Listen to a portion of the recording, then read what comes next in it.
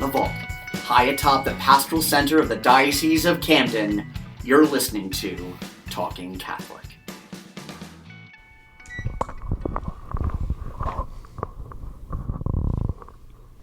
Hello and welcome to another episode of Talking Catholic.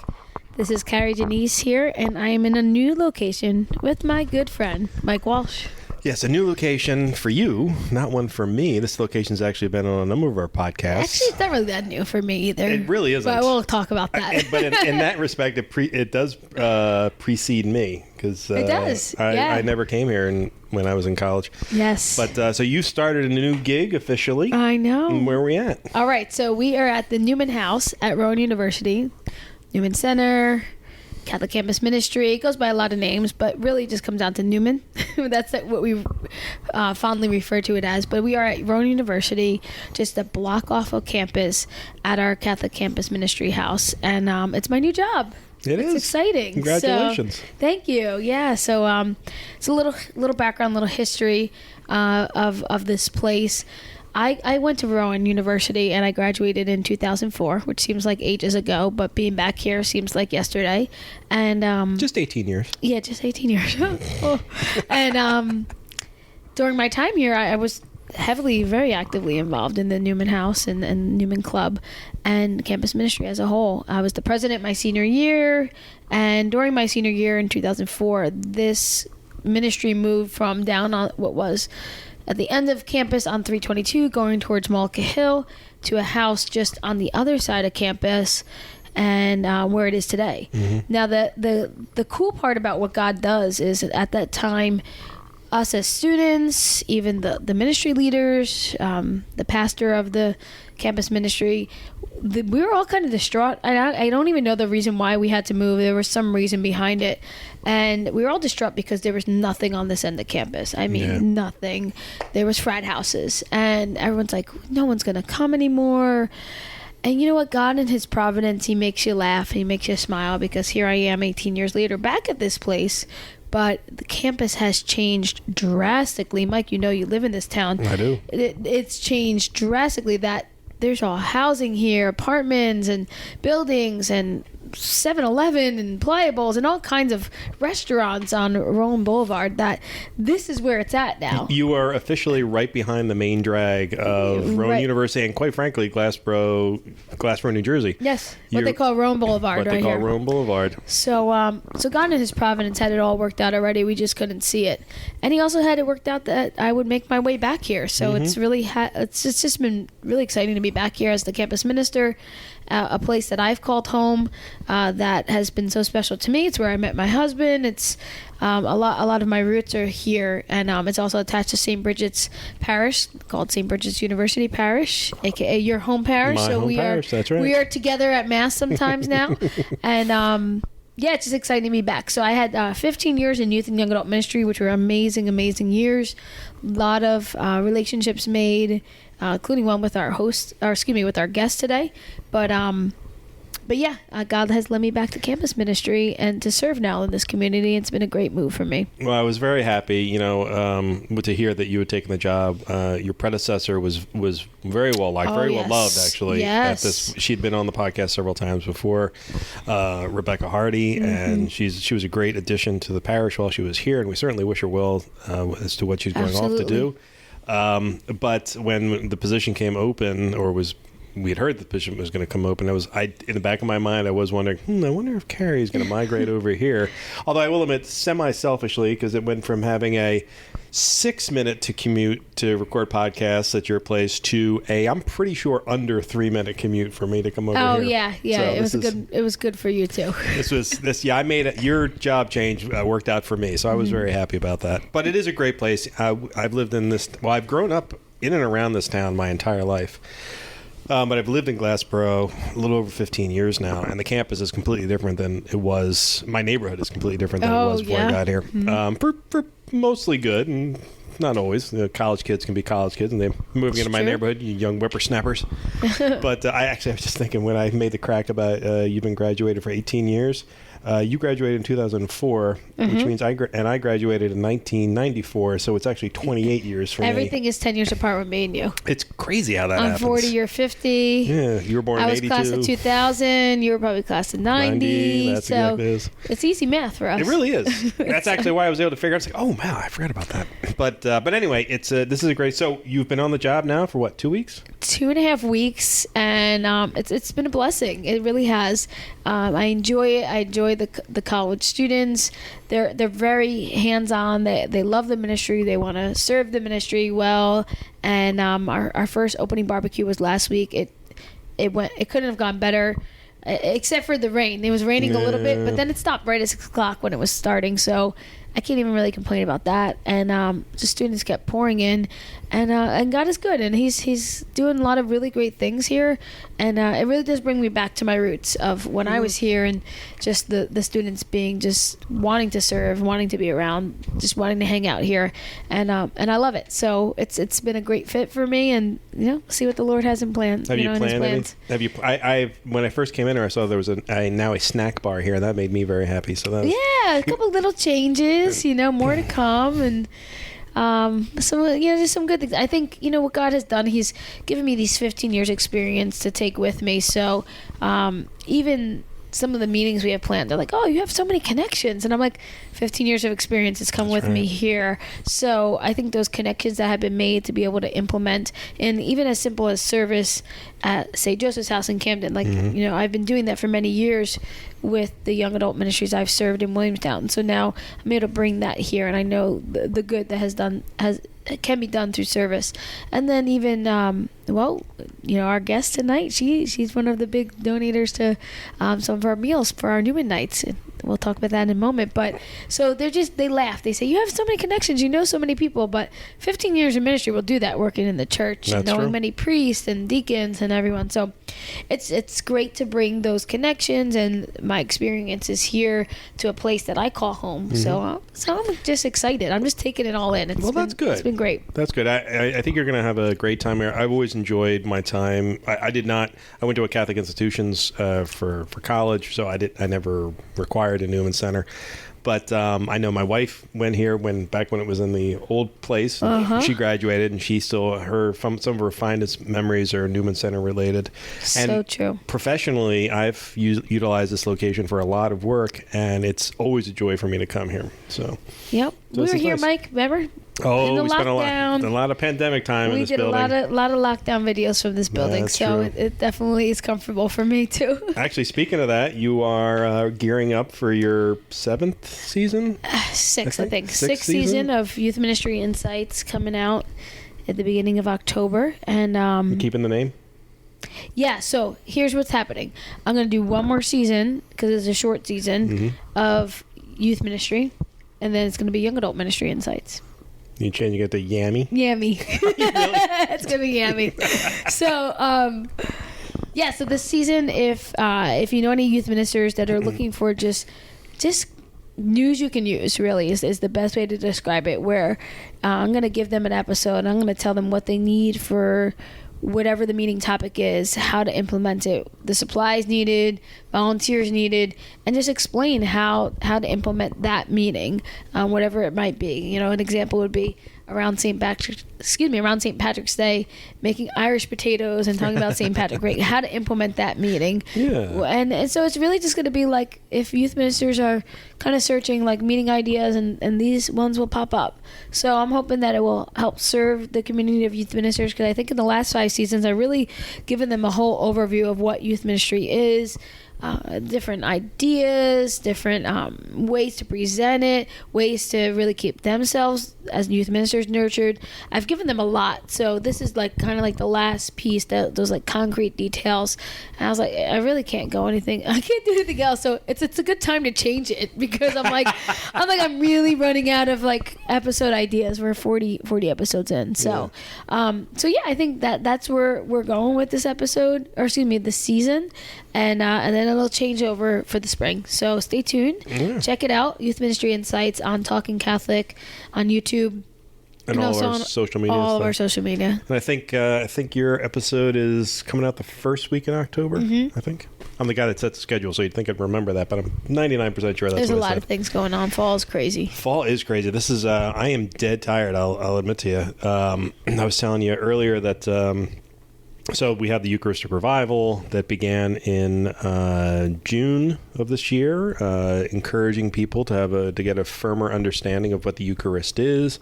You know, there was a Pew study that came out several years ago that found that 70% of Catholics did not understand what the Eucharist was, that it's the actual Christ incarnate in front of us. Yeah, I have a lot of work to do. So in dioceses across the country, this is a nationwide effort. We have the Eucharistic Revival.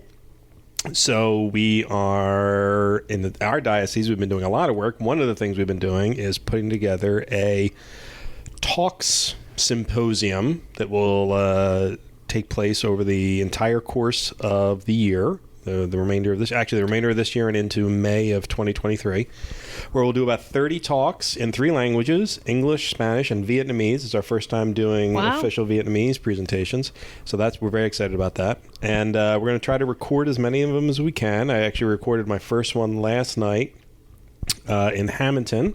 It's a Spanish language one that we expect to be up on. By the time you're listening to this episode, it's probably on there. But we have our first English. We had the first week in September. We had our first Vietnamese language one. This past week we had our first Spanish language, and on September 21st in Ocean City at 6:30 p.m., Father Tom Newton is doing his English language one, which is all about the Eucharist. So if you want a good reason to go down to the shore midweek, seeing Father Tom Newton give a presentation on the Eucharist would be a good thing to do. So it's exciting. Good. It is exciting, but I will be very tired. Yeah.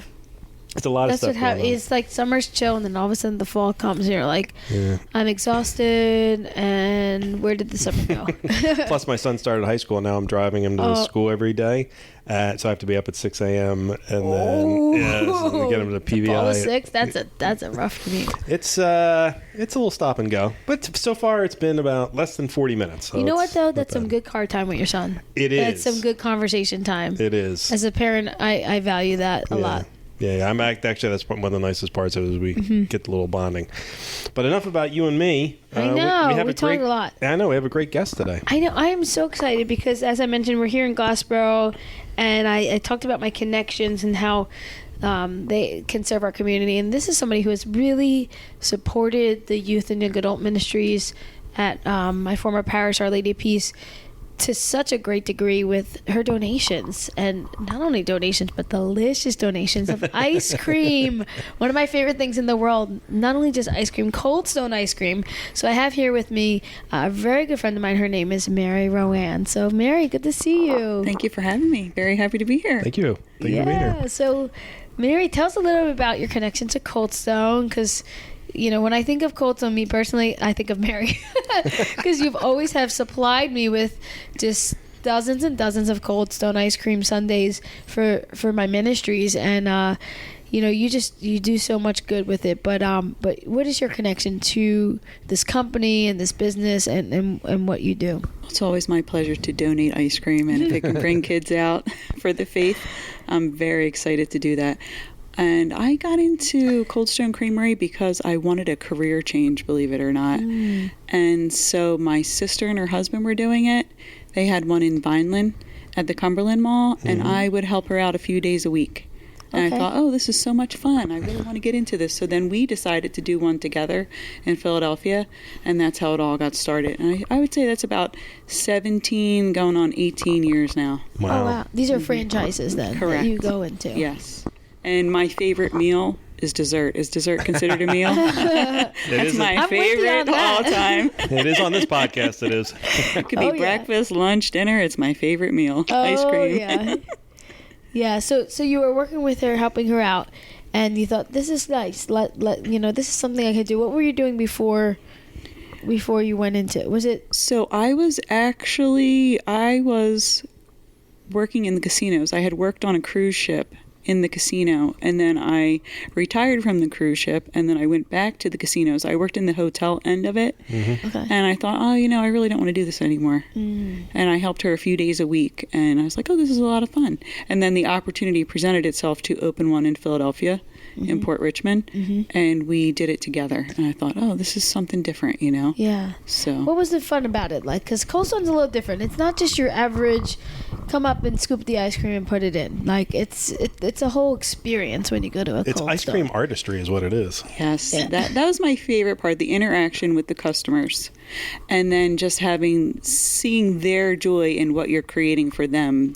And the signature creations, peanut butter cup perfection, mint chocolate chip, birthday cake remix, and then just mixing it right there for them. And then, would you like a waffle bowl or a waffle cone, chocolate dipped or sprinkles? Or, we have all these mix-ins. We call them mix-ins because we actually mix it on the stone. So we don't call them toppings because we can mix them in, and you can get pretty much whatever you can think of.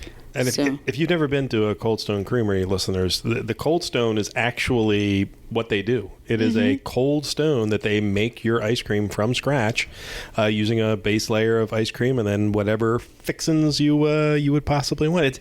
And the thing is to watch them do it, it's truly impressive. It is. I can see where there'd be some joy. As Kari well knows, I'm a baker and I'm a cook, and I love making things. I have not attempted to make that at home. I'm not even going to begin to imagine I can pull that off. Yeah, how does that stone work? Is it like... There is a freezer unit under it. There's a freezer. So it is frozen. So Okay. that's why your ice cream does not melt when we put it on the stone and we mix it up. Yeah, So- because you could tell it's staying cold. It's not like it's just going on a countertop. It's Exactly. definitely going on something, of coldness. Now, funny little side story. The Cold Stone near us in South Jersey here in Washington Township, they used to allow our youth group to go in and do a fundraiser. So I've actually made the ice You cream. have you? Made it, yes. Okay, now I'd I'm love to jealous. see that. Yes, I have pictures. I was behind the counter. They let us make the ice cream, and it was like a fundraiser that everybody that came in from this time to that time, was 10% of it was donated to our How'd youth you group. do? Oh, I did great. I had it down. Surprise. I had it down, getting it all in together there. So, yeah, it was a great experience. I mean, the memories are a little fuzzy because it was like early on, like probably a good 15 years ago at this point. Oh, but I never knew that. yeah, we got to make it mix it all in together. So I just remember being impressed that there was like all these different like toppings or mix-ins as you call them. Right. I mean, there was all kinds of candy, anything you could think of, any kinds of nuts and everything, and it was just almost overwhelming to a degree. Like, There's so many choices. yeah, It is possibilities are overwhelming. infinite. What would you say people's experiences when they come in, like what makes Well, a like you difference? said, there are so many choices, and it is overwhelming when you first come in. So we try to help them out the best we can. We have something called the Cold Stone Truth. That's what we teach everyone when they Cold start to Stone work there. Love it. Hi, welcome to Cold Stone. Have you ever been here before? And then if you have, we will let you know what our feature flavor is. So right now our feature flavor is brown sugar, which is totally new, and we have pumpkin bread batter. And then later on in beginning of October, we will have boo batter, which is black ice cream. So it's festive for the fall. Yeah. Something different with batter. black and orange Oreos. Well, Something wow. different. So Mary was telling me about the maple sugar ice cream, which sounds insane. Wow. But however, everything I've ever tasted at Cold Stone Creamery is delicious. I really have to get over there and try it because I What's that can't even made begin to of? imagine. Do you Brown actually sugar? put, like, So we have a flavoring that we add, and then so when we mix it on the stone, we add actual brown sugar to it. Wow. It's really good. Yes. now what's it like, the training process and all? I know you had mentioned about Cold Stone University at a certain point, but like for your employees, how does that work? Because there's a lot to learn. There's jingles and there's the Our style Cold Stone of, songs. yeah. Did you sing a song when jingle, you were yeah. doing your fundraiser? Okay. Yeah, it was like tip tip, we got a tip tip hooray or something. Yeah. So like, What's the process for you training a new employee to learn the Cold Stone way? Well, we've changed our process over the years and I feel like this works best. What we used to do in the beginning, we would give you papers to study the signatures so that way you would know what they were. But now we have more of a buddy system where you actually work one-on-one with someone who has experience, and then they will tell you everything as you go until you are familiar with the process and they know how to mix the ice cream. Yeah. So we help them. We help people every step of the way. Better. So people are not lost. Yeah. Yeah, it's more enjoyable. Yeah. For them and for the customers. Quite frankly, that's kind of the key word to going to Cold Stone. I know this is probably coming off like we're doing an ad for Cold Stone. We kind of are, but the thank you. Exactly. But we're going to talk to Mary about a few other things, more spiritual in nature shortly. But like every time I've ever been to a Cold Stone, it's such a joyous experience. It is. I mean, it's everybody's fun. having such a good time. It is. Because it's also really so fun. unique. Yes. There's no place else that I think I've ever been to that's like that. Yeah, no, it's definitely unique, and I think that's what kind of draws people to it, I would say. You know, it separates it from any other It's fun, ice it's cream. upbeat, have a good time while you're picking out your ice cream, your flavor, your mix-ins. And then it all tastes good, too. Yes. So it's worth it. Now, wait, how did the two of you meet?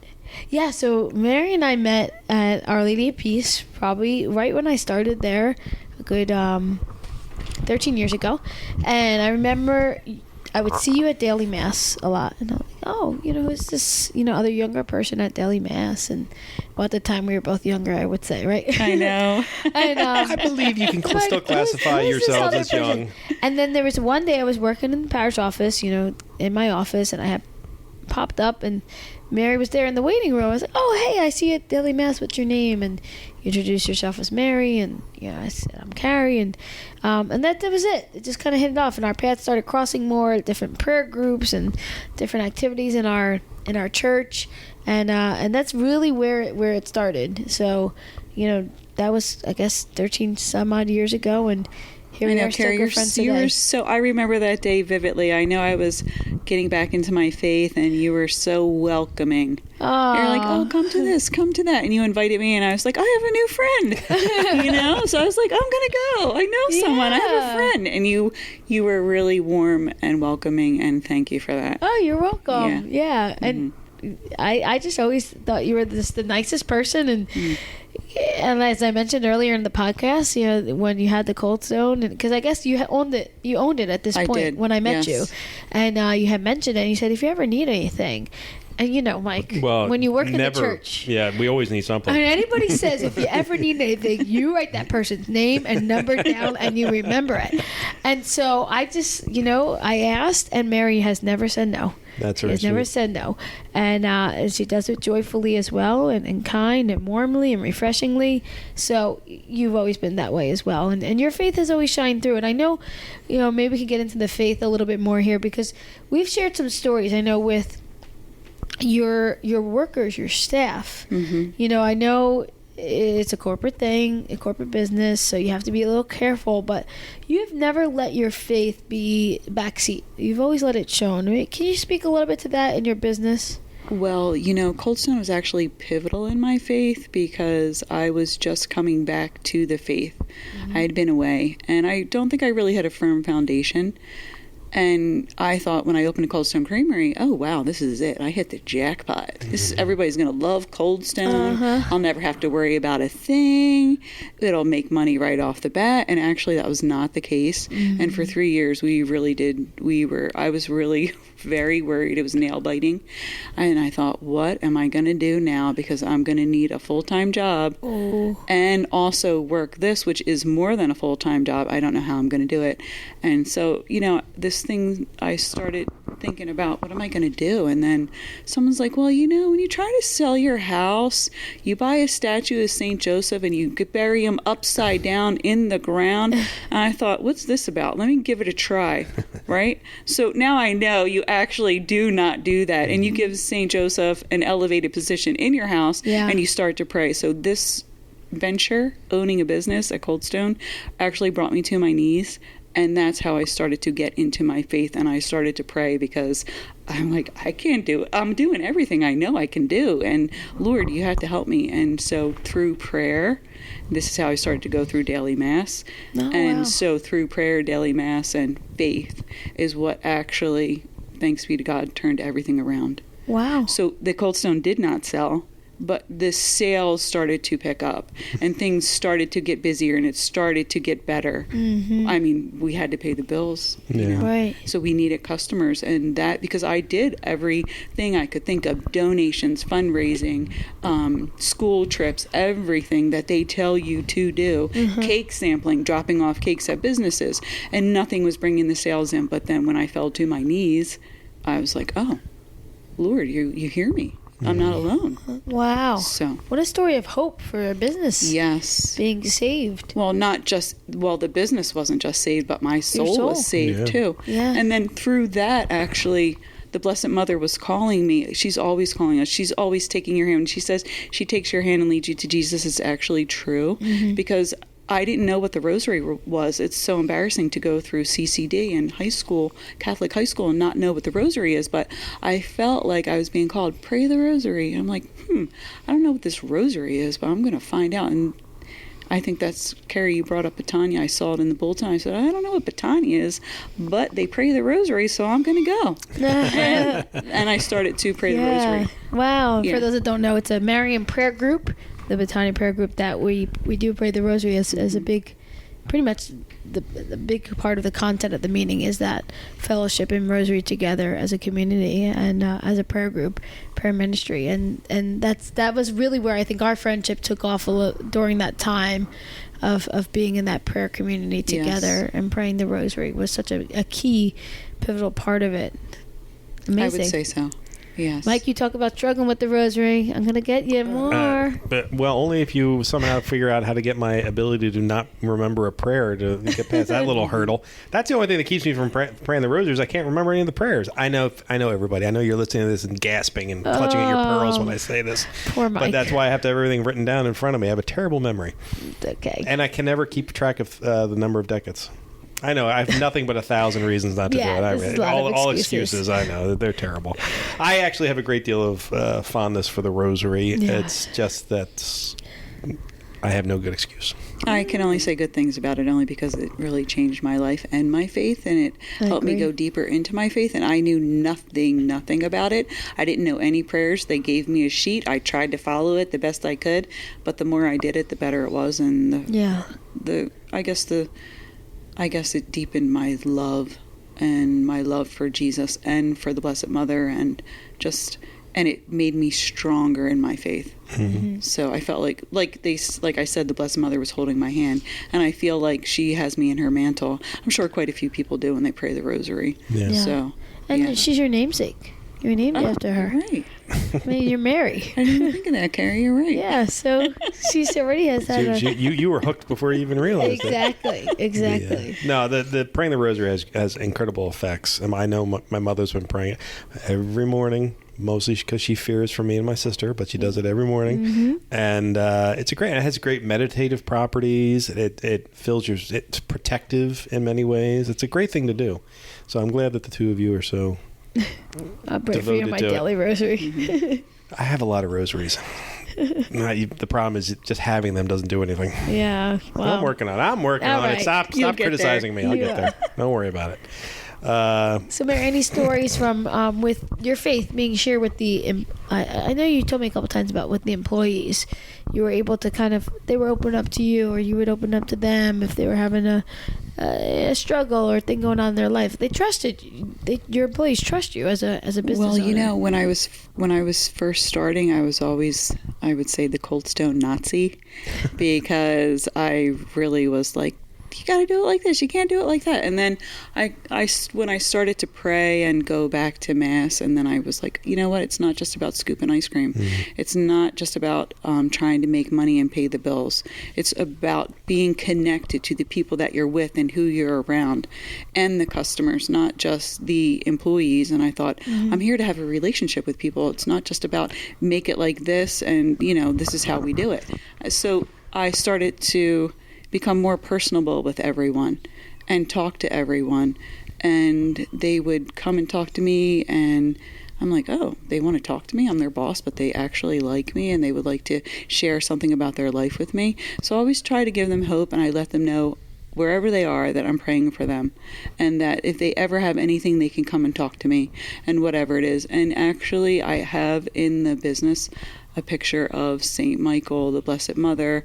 I have St. Joseph there because I buried him upside down in the ground, and then I couldn't find him. So I said, oh, St. Joseph, I'm so sorry, forgive me. So I put him up in the business. And so, I wear a crucifix, and they all know. So I try to make it warm and inviting for them, and to know that I'm always there if they ever need anything, that there's someone there for them. They're not alone. Because I know when I first started it, I felt alone, and I was never alone. Jesus was always there with me. I just always pushed him away.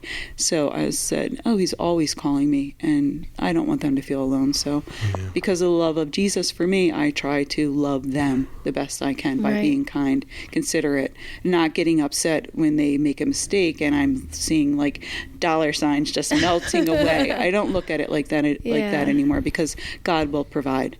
And as long as I'm kind and loving to everyone, I try to be. Of course, we're not always, because we're human, but I try. So. Right. Any story? Those are beautiful. That's beautiful to hear with your employees. Now, anybody of the customers come in and say, oh wow, I see that crucifix. Because I know me as a Catholic, if I see a crucifix or a Blessed Mother up in a business, I always make sure to compliment that business owner. Oh, I love that you have that crucifix up. My dentist has one up, and other people, and I'm like, oh, that's really great. So any stories that customers have shared? With the customer, I was just reflecting on this today, actually. And I like to talk to people now. Before I had a conversion, I was not a very friendly people kind of person. I would just like to do what I had to do and then go. I wasn't very sociable. But now I like to talk to people, and I would always talk to the customers. This one customer would always come in and buy a smoothie, strawberry banana smoothie. And I said, oh, is this your favorite one? Because he would come in regularly and get it. Well, his wife had cancer, and she was in the hospital, and this was the only thing that she could have that wouldn't make her sick. So we actually struck up a friendship, and we would communicate with each other about the faith.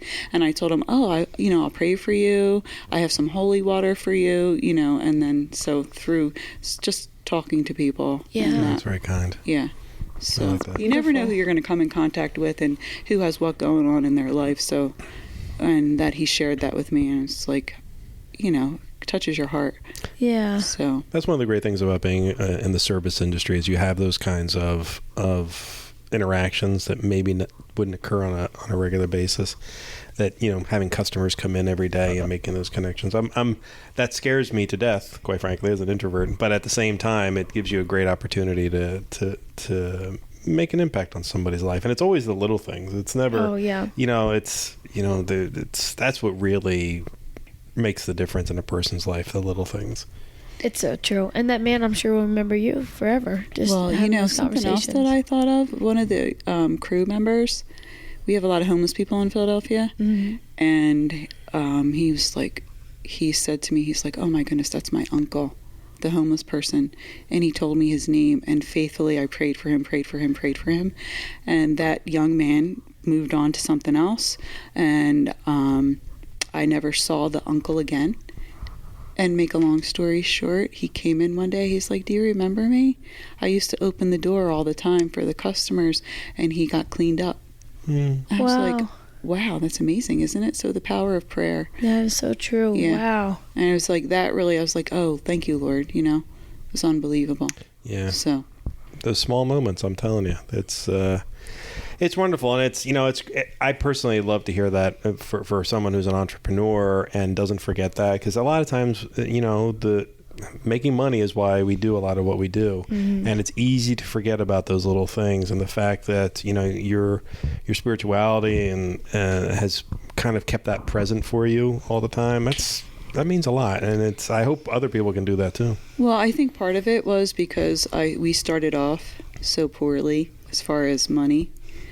And so it made me realize it's all in God's hands. And I can only try to do the best that I can possibly do. and then the rest is up to God. Because I tried everything that I knew how to do in the beginning to make it go to be a success, and it just wasn't. Yeah. So thanks be to God that it wasn't, and then I turned around. So it was that surrender. It's that surrender. It's to the surrendering. Because it seems like that's the last thing you're going to go to is Yeah. God, right? I mean, that's the first person you're supposed to go to. Excellent This point. is a great advice just for any business owner. I mean, even just struggling with where you're at in life and where God has you, and just that total surrender to Him that, Lord, I'm going to turn it over to you. And I'm going to do my best, as you mentioned. You can't just say, oh, well, it's all you, God. We have to do our part, but then give it over to God to do His. And He takes over from there, and He really does make it clear, like, where we should be and what we should be doing through It's those the surrender, ways. your yes, which is, it seems like it's the most difficult or the hardest thing to do. And in actuality, it's really the simplest thing to do, and it works out so well when you do finally come to that realization, because God wants us to be the happiest and most joyful, and He has the most perfect plan. All we have to do is say, yes, Lord. Have you introduced her to Donna, Ottaviano, Britt yet?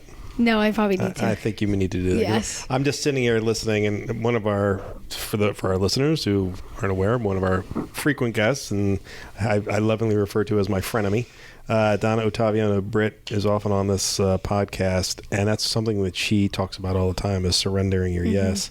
And it's absolutely true. We all have these preconceptions of what life should be like and how things should work, and what's this phrase, man plans and God laughs, Yes, something like that. yeah. It's true that very true. realizing that you are not in control of everything is very important. But we, however, are in fact control. We are I'm in control. surrendering to ice cream right now.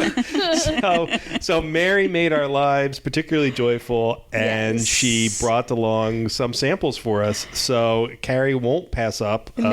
I won't. So we're going to take a short break, and then we're going to come right back, and you're going to hear our interview or our taste test of all of her tasty treats.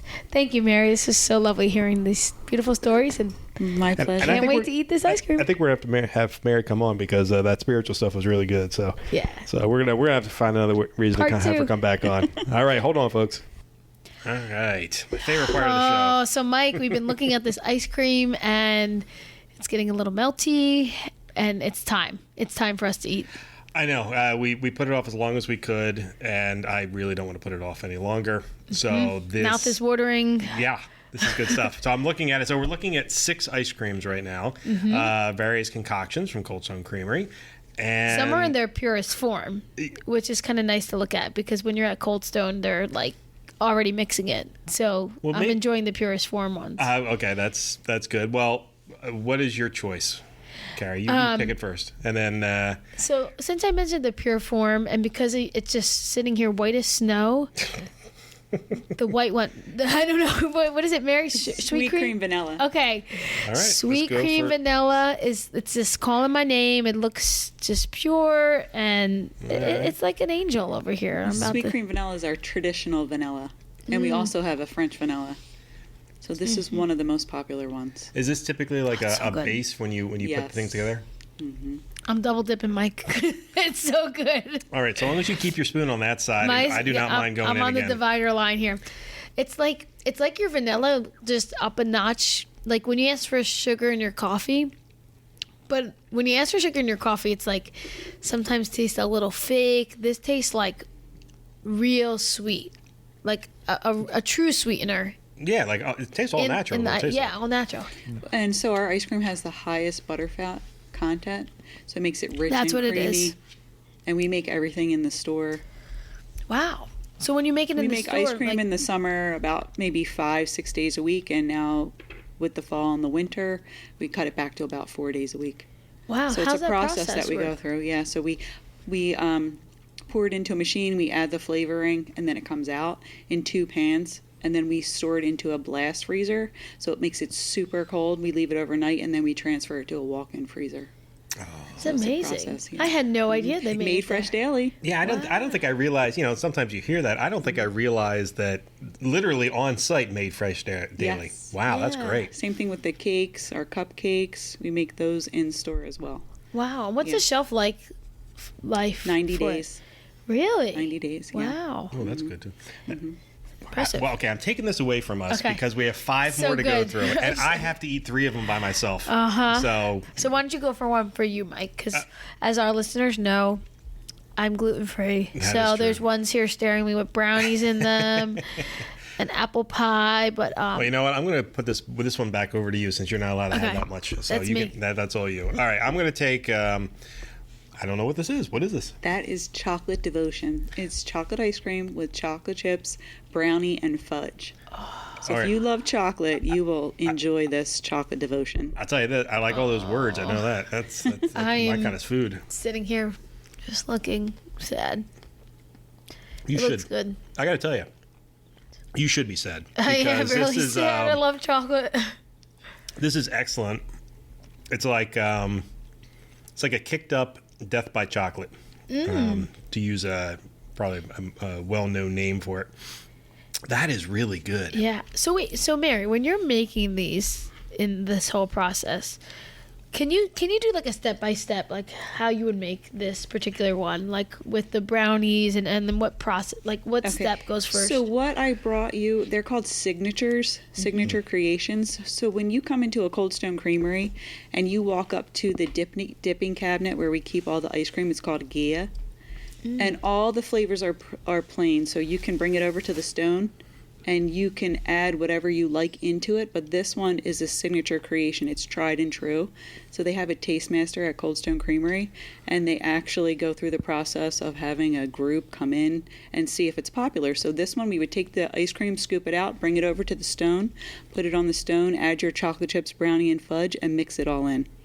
Okay. And that's what we do. So that's one of the ones on the list. Like when you walk in the store, you see the poster. Yes, they're That is tried one and of them. true. We have a founder's favorite. Wow. Yeah, so we have Birthday Cake Remix, Chocolate Devotion, Peanut Butter Cup Perfection.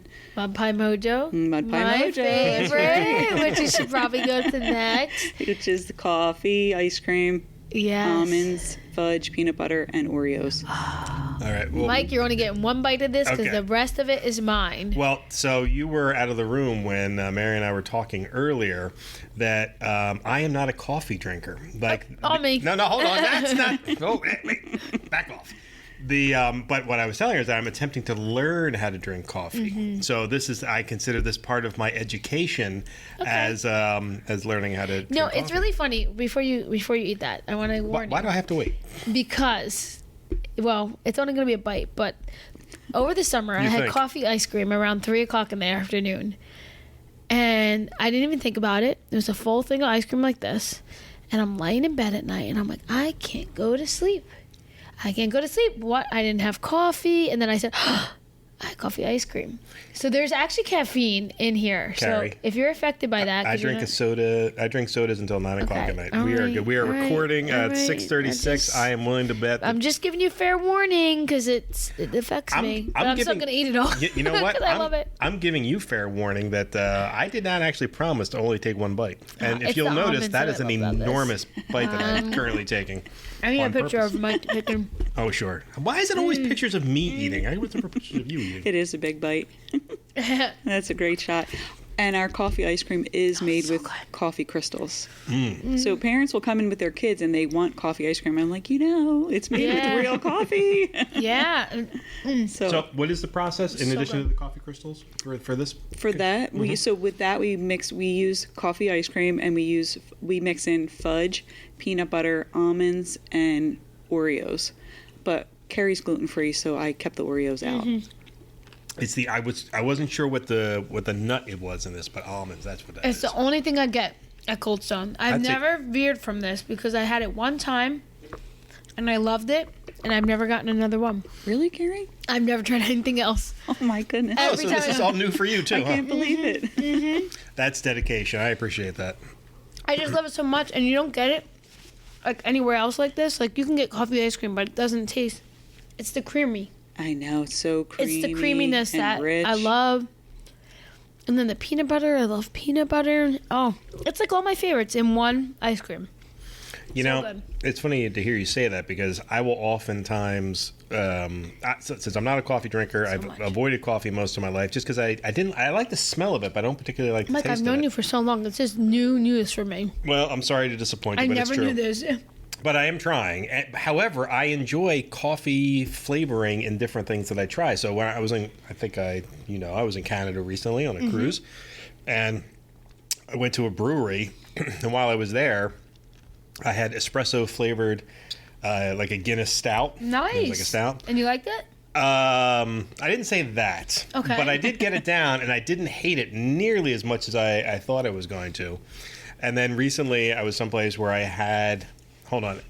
I had a beer that had such a long name. Mike's talking about beers, and I'm still eating this ice cream. No, I just want our listeners to know that. It's coffee related. You're enjoying it. It is your favorite. You know it, Mary. I'm giving you an opportunity to eat. That's all. That's Keep a great talking, benefit to you. talking. I'm trying to find the. Okay, I actually took a picture of it. I got a pumpkin spice latte coffee milk stout. Wow. And I thought it was one of the most ridiculous sounding beers I'd ever heard, and it ended up being delicious. It was really awesome. good. And unlike when you have a normal Guinness, it had like an orange foam to it as opposed to a white foam. Did you take a picture of that? Actually, I don't remember if I took a picture of that. I was more impressed by the name. All right, so what should I have next? I'm just stopping on this. I'm going to leave that in front of you because I have 3 more to eat myself. All right, so you were talking about some fall pumpkins. So go with the apple pie one, right? Apple pie. Yeah, you know the apple pie a la Cold Stone. That is my favorite pie. My favorite thing to eat in the world, actually, is apple pie. So in this area... Do you put vanilla ice cream on it? Because this is like that all together. Sure, it's a classic right there. Yes, that one is our sweet cream ice cream with graham cracker pie crust, caramel, cinnamon, apple pie filling. It's good. It's my husband's favorite. You know what? It's like tasting. It's like eating a reverse apple pie, where in this case it's more ice cream than pie. However, that's exactly what it tastes like. It tastes exactly like a apple pie. All right, Kari, you're gonna have to take over for a little while. It's surprisingly good, isn't Phil it? it's done. He didn't get it. It's outstanding because sometimes you'll have these things and the apples just don't translate properly. Or the graham cracker. Not that I mean, just harkening back to my pre-gluten-free days, but sometimes there's too much graham cracker or crust, whichever it is. No, that is outstanding. But even the look of it, like, it looks very balanced. Yeah, just it even does. Looking at it's well the mixed. texture of it. Now these are ones that they put on the stone, and they did the whole mixing process. It's called right? chop, chop, fold, fold. I'm all right. So, listeners, I was sitting here with my hands going mixing process, aka chop, chop, fold, fold. Chop, Exactly. chop, fold, Chop, chop, fold, Now, fold. that comes from corporate. That's the name. Chop, chop, fold, fold. Chop, Yes. and that's how you train your workers. Yes. That's hilarious. I never knew love that. Isn't that great? Chop, chop, fold, fold. Did Listen- you have to go through like a whole training yourself for this? At that time, when I was first getting into Cold Stone, I went to Cold Stone University I love in it. Phoenix, Arizona. So How cool. yes. Not known for its dairy or its cold weather. Wow, Yeah, that's a great place for it. that is Corporate headquarters. I love it. All right, all right. I'm just going to reiterate this. If you like apple pie, this is the ice cream for you because it really like I could eat this entire. What do I have here? A pint? I could eat all of this. In which case, I'm going to take it away now. I brought you guys the gotta have it size. We have like it, love it, gotta have it. And yours is see, gotta she have knows. it. That is a. She knows who she's coming to do a podcast with. I'm not a small man, and I'm not getting any smaller right now. I'll tell you that. Whoo boy, that was good. All right, stop eating the coffee I know, stuff. with the coffee one's almost done. You have what? One more to do yourself? Yes, to like sample. All right, what's this? Birthday That cake? is birthday cake. See, Kari, birthday cake remix. Yeah. Cake see, batter I know. ice cream. Rainbow Oh, sprinkles. so this is the one you can't have. I can't have, but you can have it. It's okay. We'll save the Well, best. I put it over by you because I thought you were. No, you're good. Mike, there's like a brownie just staring at me. I can't have that. I know. I love the way this one looks because it's got your whole birthday Looks cake like a look, birthday cake. right? You got the sprinkles and the vanilla, but then you have these just brownies plopped in, and they just look so amazing as well. Okay, so when you're eating a birthday cake, particularly like not necessarily a homemade one, but a store-bought one, and the icing has a particular flavor to it that you never taste anywhere else. I can't only on describe birthday it. cake, yeah. It's only on birthday cakes, and that's exactly what it tastes like. Well, quite a few people say it's like licking the bowl from the batter when you mix a cake. That is exactly what it's like. This is one of our most populars, and it looks like a party in a cup. It really does. To me, it does. I actually am regretting that this was not the one I took a photograph of, because I think people need to see it. But I got news for you folks. It's You're not going to see it right now either, because Now, it doesn't exist anymore. remind me, Mary, when they're doing the chop, fold. Chop, fold. Yes. If someone requests whipped cream, that gets chopped and folded? It depends. Okay. Because we would ask someone, would you like it mixed in or would you like it on top? Mm-hmm. So it's up to your personal preference. And what do they do at Cold? Like, what would you say people go? Is it like I think 50-50? it's 50-50. Yeah? Mm-hmm.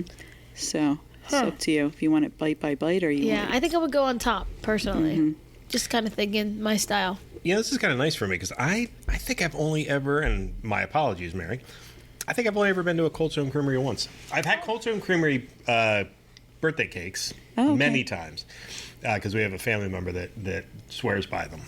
But I don't think I think I've been one time. We went when Jack was very young, maybe like 4 or 5. And that was where we learned that just because he thinks he can eat all that ice cream, he cannot, in fact, eat all that ice cream. That's what my mom would say. Eyes too big, or eyes bigger than your stomach. I would get that one a lot. Well, my wife finally became the wise one of the two of us and realized that she wouldn't order anything, realizing that she would end up having get the leftovers. She would get the leftovers, yeah. Which I found disgusting, because 4-year-olds eating stuff is gross to look at, but she's a trooper. All right, so what's the last one we're looking at? Well, since you mentioned 4 years old eating stuff, this one is actually sweet cream and chocolate ice cream next to each other with rainbow sprinkles, M&Ms, and gummy bears on top. Gummy bears? AKA my son, John Paul's favorite topping. And you made it for him. I made it for him, yes. But he'll never hear this podcast, so he doesn't know. So he doesn't need to know. No, he's missing out That's on right. it. And we're sampling. I have never had a gummy bear in ice cream. Well, I can't wait to see what you think. I can't wait to see it either. This is I'm going to interesting. just stay to the M&M side. Because my nephew ordered something with gummy bears in it, and he couldn't finish it, so you can't let good ice cream go to waste. No. And I tried it, and I was like, oh, this is delicious. I actually loved it, so I can't wait to see your reaction to the gummy bears. That is... It's like a Fruity Pebble or something. Nah, I wouldn't call it a Fruity Pebble. It is... it completely changes the texture of the ice cream. Not the ice cream itself, but the scoopful, because the gummy bear is gummy, so it's a little chewing through it. But actually, it's gonna sound weird. It makes the sensation last longer, because you're chewing through the gummy bear, which has gotten a little harder because it's cold in the ice cream.